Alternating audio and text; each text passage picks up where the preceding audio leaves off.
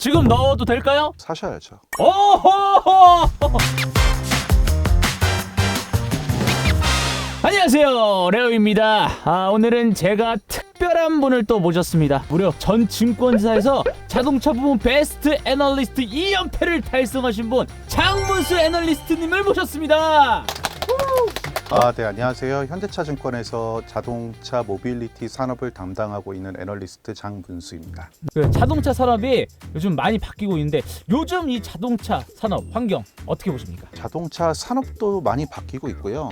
주가를 보는 기준들도 최근에 좀 많이 달라지는 것 같습니다. 코로나 이전 때만 하더라도 사실 자동차는 내연기관 중심의 자동차, 수요와 공급, 판매 대수, 이익을 가지고 이 산업에 대한 평가라든지 주가에 대한 방향성들을 예측하는 것이 기본이었는데요. 코로나 초입에 접어들면서 전기차 시장이 형성되지는 않았지만 규제라든지 정책이라든지 친환경차에 대한 중요성들을 상당히 좀 많이 강조하게 되었고요. 그러다 보니까 이제 테슬라를 비롯한 혁신 기업들이나 BYD 같은 중국의 이런 신흥 기업들을 중심으로 전동화에 대한 전략들을 상당히 본격적으로 얘기하는 업체들이 나타나기 시작을 했습니다. 반대로 현대기아차를 비롯한 토요타나 폭스바겐, GM 같은 기존의 자동차 업체들은 전기차에 대한 전략을 이야기는 하고 있습니다만 이게 대부분을 내연기관차를 판매하고 제조하는 데에서 만들어내다 보니까 아무래도 좀 움직임들이 더뎌 보이는 면들이 있었고요. 그러다 보니 업계에서도 그렇고 자본 시장에서도 그랬습니다만 전기차 전략의 적극도를 기준으로 잘하는 업체다 못하는 업체다를 갈라서 보는 그런 경향들이 상당히 좀 많아졌습니다. 코로나가 끝나갈 무렵 됐을 때는 규제의 영향을 받고 정책의 영향을 받으면서 전기차 시장이 이제 실체를 좀 갖기 시작은 했는데 안타깝게도 적극적으로 전략을 썼었던 기업들이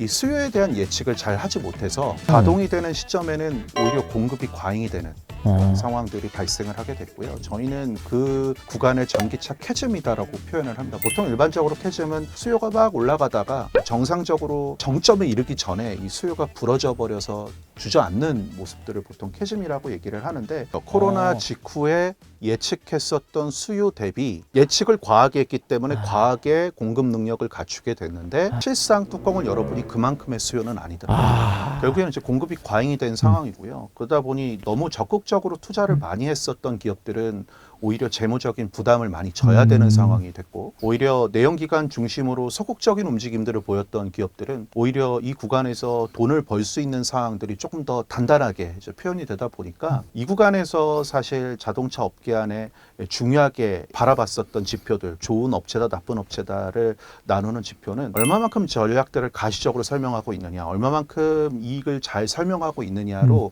좀 포커스가 많이 바뀌게 됐습니다. 그런데 저희가 2025년 접어들면서 시장의 변화가 한 번 더 나타나게 되는데요. 잘 알고 계시는 관세가 부담됐던 부분들도 이 부분들이고요. 그다음에 환경정책, 친환경차와 관련된 규제나 부양책들이 한 차례 좀 후퇴하게 된 부분들도 좀 나타나게 된 포인트들인데 사실 자동차 업계들이 돈을 벌 수 있는 시장이 생각보다는 되게 좀 협소합니다. 일본 업체나 한국 업체들은 자국 시장에서 돈을 잘 벌고는 있지만 이런 경우들을 제외하면 사실 그동안 자동차 업체들은 중국 시장이나 아니면 미국 시장을 통해서 보통 이익을 많이 벌었는데요. 최근에 보시면 아시겠지만 중국 업체들이 점유율을 차지하면서 중국 시장 안에서 글로벌 완성차 업체들의 입지들이 떨어지고 있는 상황이고 이 말은 완성차 업체들이 돈을 벌기가 쉽지 않은 상황이다라는 걸 뜻하고 미국 정도로만 돈을 버는 상황들이 지속되고 있었던 찰나에 관세를 올려버리다 보니까 갑자기 이제 미국만 바라보던 대다수의 업체들이 거기에서마저도 이익을 좀 벌어들이지 못하는 그런 상황들로 갑자기 바뀌어버리게 됩니다. 그러다 보니까 시장은 더 타이트하게 기준들을 요구하게 됐고 이 상황에서 정말 돈을 잘 벌 수 있는 업체들이 누구냐 시장이 선호한 것들을 잘 대응해주는 부분들을 갖추고 있는 업체들이 누구냐 이때 이제 많이 튀어나온 표현들이 하이브리드 할 줄 아느냐 전기차에 대한 전략들에 있어서 원가 경쟁력을 갖추고 있느냐 이런 것들이 이제 중요한 질문들로 오게 됐습니다. 그러다 보니까 이 구간에서는 이제 토요타나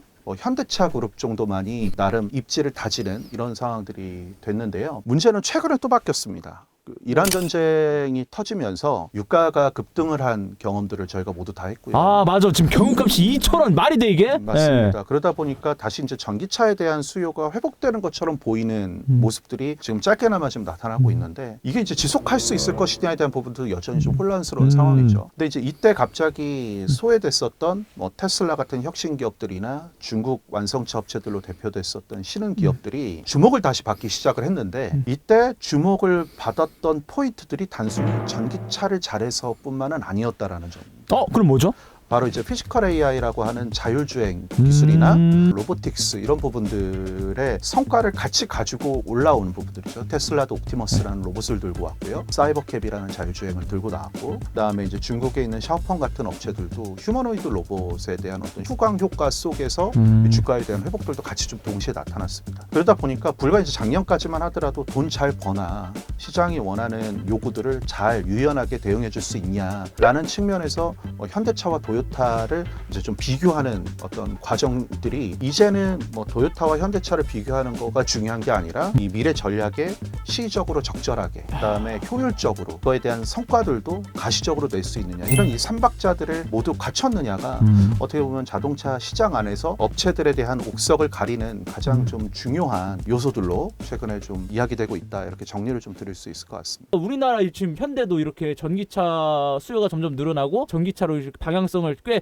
저는 잘 잡고 있다고 생각하는데 전기차 지금 좀 잘 가고 있는 건가요? 아니면 우리나라가 좀 앞서는 건가요? 사실 이제 전기차가 시장에서 원해서 만들어졌다기보다는 정부 규제라든지 정책에 의해서 먼저 갔었던 부분들이 있다 보니까 아무래도 규제가 다른 국가들보다는 좀 강한 유럽 시장에서 사실은 전기차에 대한 고민들을 먼저 시작했었던 건 사실입니다. 그 측면에서 폭스바겐 같은 경우는 실상 현대차보다도 먼저 전기차 전용 플랫폼에 대한 고민을 하고 전용 모델들을 내놓고 이 시장을 설득하려고 했습니다만 실제로 규제가 밀어붙이는 속도보다 시장이 확산되는 속도가 좀 많이 더뎠는데요. 차 가격도 아무래도 좀 비싼 부분들도 있고 욕심보다 인프라가 깔려 있다거나 소비자들이 느끼는 이제 편의에 도달하는지에 대한 여부들은 사실 또 충분히 또 그렇죠. 전기차 충전소도 그렇고 있었고요.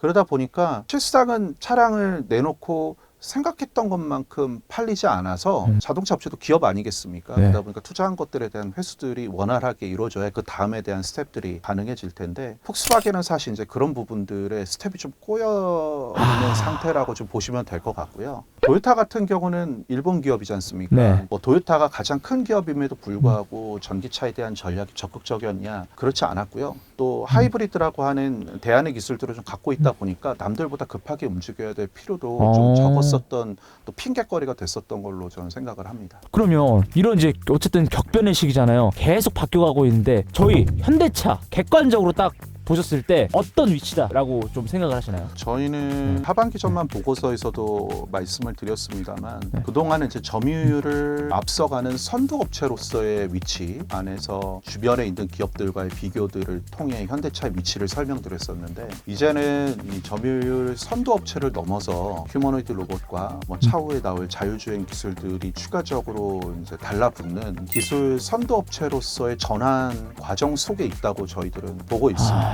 저희는 이제 자동차 업체를 크게 세 개의 카테고리로 나눠서 저는 이제 보고 있는데 점유율이 떨어지는 후발주자들과 점유율이 앞서 있는 선두 업체들 그리고 뭐 테슬라라든지 앞서 말씀드렸던 샤오펑 같이 뭐 자동차뿐만 아니라 어떤 다른 기술들을 통해서 기술을 선도하는 포지션에 있는 기술 선도 업체들 이렇게 세 개의 포지션으로 나눠서 업체들의 위치들을 분석을 하고는 있는데요. 저희가 최근에 이제 시류 자체가 피지컬 AI에 잘 핏이 맞는 기업들에 대해서 자본시장 안에서 높은 밸류를 주는 시점이기도 하고 현대차가 올 초를 기점으로 보스턴 다이내믹스의 휴머노이드 로봇의 양산 계획들과 함께 관련된 전략들을 계속 가시적으로 설득을 하고 있는 과정 속에 있거든요. 결국에는 점유율 선두 기업 안에서만 현대차를 비교하는 건 좀 의미가 떨어진다. 오히려 기술 선두 업체로 전환하는 과정 속에서 시장 안에서의 위치를 설명하는 것이 조금 더 합리적일 수 있겠다라는 관점으로 의견을 계속 말씀을 드리고 있습니다. 선두 업체 대비해서 기술 선도 업체들의 밸류에이션 차이가 적게는 2배가 넘게 차이가 나고요. 많게는 몇 배 차이도 납니다. 예를 하나 들어드리면 네. 미국 안에서 점유율이 높은 브랜드는 미국 브랜드로선 GM이 가장 높거든요. GM은 PER 기준으로 6배 정도의 거래가 되고 있는데요. 테슬라가 기술 선도업체로 저희가 분류하지 않습니까? 이 업체는 PER이 250배의 거래가 되고 있습니다. 250배요? 예, 그러다 보니까 6배 대 250배를 계산해 보시더라도 뭐 우리가 아까 말씀드렸던 숫자보다 훨씬 더 벗어나 있죠. 중국 같은 경우는 점유율이 높은 전기차 브랜드 중에 BYD라고 있습니다. BYD. BYD는 PER 기준으로 18배에서 20배 정도의 거래가 되는데 기술 선도 업체로 분류할 수 있는 휴머노이드 로봇도 만들고 있는 샤오펑이나 자율주행 기술이 앞서 있는 리오토 같은 경우가 한 50배, 40배 정도의 거래가 됩니다. 굉장하네요. 2배, 2배 반 정도 더 비싸게 거래가 되고 있다고 보시면 될 것 같습니다. 그 로봇을 하냐 안 하냐 이런 게 더 중요하겠네요. 네, 맞습니다. 아무래도 기존의 자동차를 네. 제조해서 판매하는 걸로 낼 수 있는 이익의 수준이나 성장의 속도는 예측 가능한 범주 안에 있다고 보기 때문에 자본시장 안에서는 높은 가치를 주기가 사실은 좀 어렵습니다. 그러니까 고만고만한 도토리 키재기식의 가치 평가를 가지고서 싸다 비싸다를 판단해야 되는 상황이기 때문에 주행가치의 주가 변동성이 큰 구간 안에서는 이게 변별 요인이 되지는 않는 상황이고요. 반대로 자율주행이나 휴머노이드 로봇 같은 미래 성장 산업에 대한 부분들을 얼마만큼 가시적이고 적극적으로 설명하느냐에 대한 요소들에 따라서 사실 밸류에이션은 훨씬 더 많이 늘어날 수 있는 여지들이 열려 있다고 저희들은 생각을 하고 보고 있습니다. 그러면 장문수 애널리스트님 지금 넣어도 될까요? 사셔야죠. 오호호! 자 여러분 애널리스트님이 진짜 진지하게 딱 자신감 있게 말씀하셨습니다. 좀 더 그러면 질문을 좀 들어가서 왜 사도 되나요? 저희가 이제 앞선 의견에서는 네. 우리가 도요타보다 못하는 게 뭐가 있지? 우리가 도요타와의 격차를 줄이기 위해서 뭘 더 해야 되지? 라는 것들을 계속 설득하는 과정에서 주가를 좀 말씀드렸어요.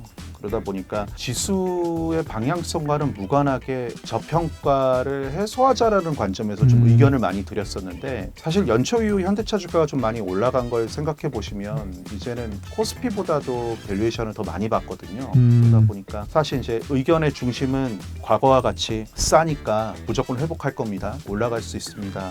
이런 취지에서랑은 조금 좀 다른 부분들은 있습니다. 결국에는 모멘텀에 따라서 주가가 상승할 수 있는 여력들이 저희들은 있는지를 계속 확인해야 된다고 보고 있는데요. 이번 뭐 월드컵 라보나킥이라든지 아니면 일부 언론에서도 나왔던 것처럼 뭐 공을 전달해 줄 수 있다. 뭐 이런 얘기들처럼 시장 안에서 이렇게 주목받을 수 있을 만한 이벤트들이 사실 좀 남아 있는 상태고요. 이번에 8월에 보스턴 다이내믹스의 휴머노이드 로봇 아틀라스가 미국에 있는 자동차 신공장인 메타플랜트에 만들어진 이 로봇 메타플랜트 어플리케이션 센터 RMEC이라고 저희들이 얘기를 하거든요. RMEC. 예, 여기에 직접 로봇들을 투입하면서 이 학습하는 프로젝트가 이제 시작이 됩니다. 그러다 보니까 어떻게 보면은 상당히 좀 마일스톤이 될 수 있을 만한 이벤트고 많은 이제 업계 안에 사람들이 지금 관심 있게 지금 지켜보고 있는 상황이라서요. 저희는 뭐 이러한 이벤트들만 보시더라도 사실 이제 주가에 주목받을 수 있을 만한 상황들이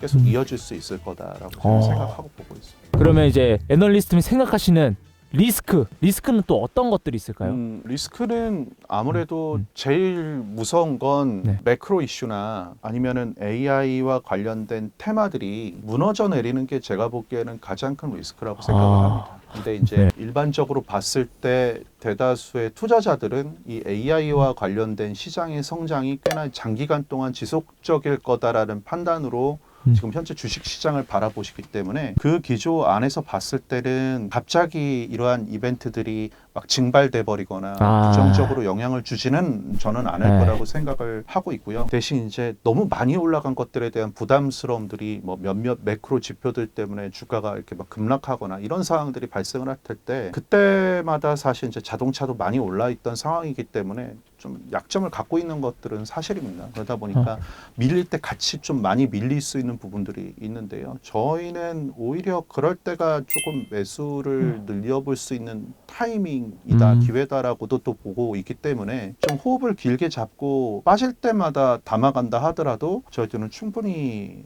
좀 수익을 볼 수 있을 만한 요소들이 있지 않을까 이렇게 생각을 하고 있습니다. 그러면 현대차 또 이제 이렇게 또 길게 설명을 또 잘 해주셨는데 함께 좀 같이 볼만한 그 주식 종목이 뭐가 있을까요? 피지컬 AI 좀 관련해서. 그 아무래도 최근 주식 시장이 막 중소형주까지 막 열어두고 투자를 하기에는 사실 좀 쉽지 않은 환경인 것 같아요. 그러다 보니까 대형주 중심으로 보시는 게 좋을 것 같기는 한데 이런 로봇이라든지 뭐 장기적으로 자율주행에 대한 이슈들이 계속해서 들어올 때 좀 제일 먼저 움직일 수 있는 기업들이 뭐가 있을까를 생각해 보면 현대모비스라든지 현대모비스. 현대오토에버 같은 종목들이 사실 눈에 많이 들어오거든요. 말씀드렸던 이런 종목들은 앞선 이런 그 로봇 중심에서의 시장 변화의 시류 속에서도 상당히 좀 변별력 있게 움직였었던 경험이 있는 그런 종목들이고 실제로 이들이 이제 그러한 밸류체인 안에서 중요한 역할을 또 하고 있기 때문에 그러한 움직임들이 같이 있었거든요. 그렇기 때문에 저희는 뭐 아무래도 이런 종목들을 좀 앞에다 두고 투자를 하신다면 저희는 좀 의미 있는 결과를 좀 가져가실 수 있지 않을까라고 제안을 드리고 있습니다. 아, 감사합니다. 아, 오늘 너무 또 말씀을 이렇게 잘 해주시고 또 현대차에 대한 또 많은 또 설명을 들어서 너무 뜻깊은 시간이었던 것 같습니다. 오늘 마무리하면서 소감 한 말씀 좀 부탁드리겠습니다. 항상 그렇습니다만 이제 마음의 건강, 이제 몸의 건강을 항상 이제 중요하게 생각을 하시되 어차피 뭐 오늘 하루만 사는 인생은 아니니까요. 투자도 앞으로 계속 해야 되는 거라고 본다면 또 공부도 좀 열심히 하셔서 더 좋은 또 투자할 수 있을 준비, 다음에 대한 준비들도 같이 좀 할 수 있는 그런 시간들을 좀 보내셨으면 좋겠습니다. 그러면 저희가 진짜 마지막으로 질문을 드려보도록 하겠습니다. 장문수 애널리스트님에게 현대차란? 밥줄이죠. 명쾌합니다. 밥줄. 네. 좋습니다. 자, 오늘 그래서 이 함께한 시간 마무리해 보도록 할 텐데요. 구호 한번 외치면서 끝내보도록 할게요. 레오, 오늘 레오, 현대차 2배.